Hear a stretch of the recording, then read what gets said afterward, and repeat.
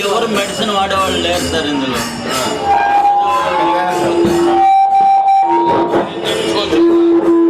అవి చేయడం కష్టం అన్నారు సార్.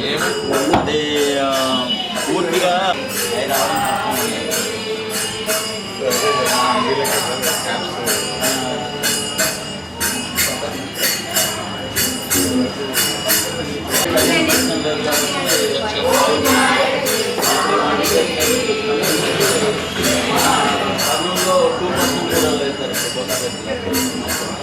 అందరూ అని మాకు భయం ఇక్కడికి విచ్చేసి ఈ కార్యక్రమంలో పాల్గొంటున్నారు. ఈ కార్యక్రమాన్ని నూకల రత్నమయ్య గారి కుమారుడు నూకల సతీష్ కుమార్ గారు మరియు మిత్ర బృందం అందరూ కూడా సహకరించినందువల్ల వారికి కొలాయి ట్యాప్స్ ని దాదాపుగా 26 మందికి కావాలని చెప్పేసి కోరి ఉన్నారు. ఆ 26 ట్యాప్స్ ని కూడా ఇప్పటి వరకు 8 ట్యాప్స్ ని వేయడం జరిగింది. ఇంకా నిదానంగా అంటే ఒక నెల రోజులు లేదంటే ఒక 2 నెలల లోపల మొత్తం 9 కనెక్షన్లు అయిపోయాయని చెప్పేసి తెలుస్తోంది. 26 కనెక్షన్లను కూడా పూర్తి స్థాయిలో పూర్తి చేస్తామని చెప్పేసి వారికి నీరు పట్టుకోవడానికి కూడా చేతకాని పరిస్థితులు వారి చేతులు ఉన్నాయి కాబట్టి వారందరికీ కూడా ఇంటి వద్దనే ట్యాప్ సౌకర్యం కల్పించాలని ఒక సదుద్దేశం నూకల సతీష్ చెప్పడంతో మన ఎమ్మెల్యే గారు వెంటనే స్పందించి మున్సిపల్ అధికారులను అవేర్నెస్ చేసి ఇప్పటి వరకు ఈ 9 ట్యాప్స్ వేయించగలిగాము. ఇంకా భవిష్యత్తులో కూడా ఇంకా కార్యక్రమాలు చేస్తూ ముందుకు వెళ్తారని ఆశిస్తూ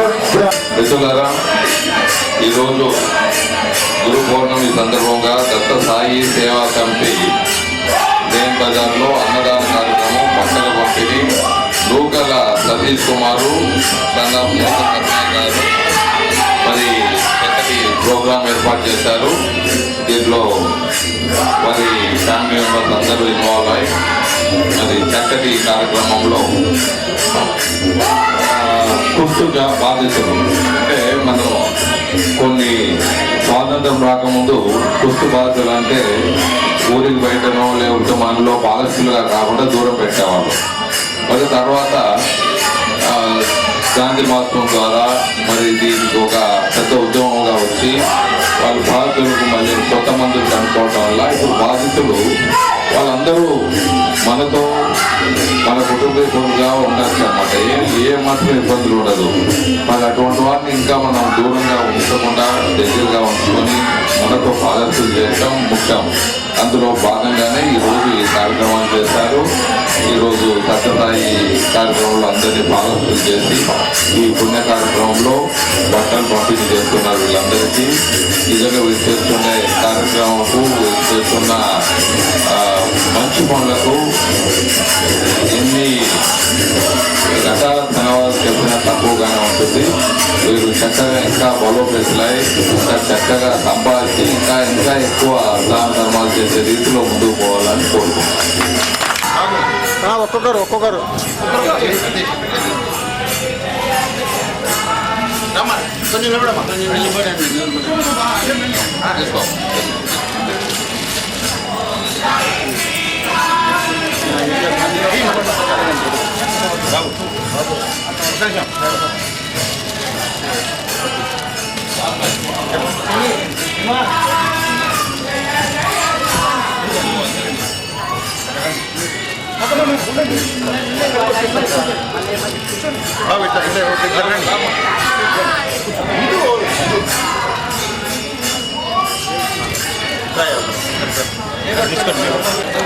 Try.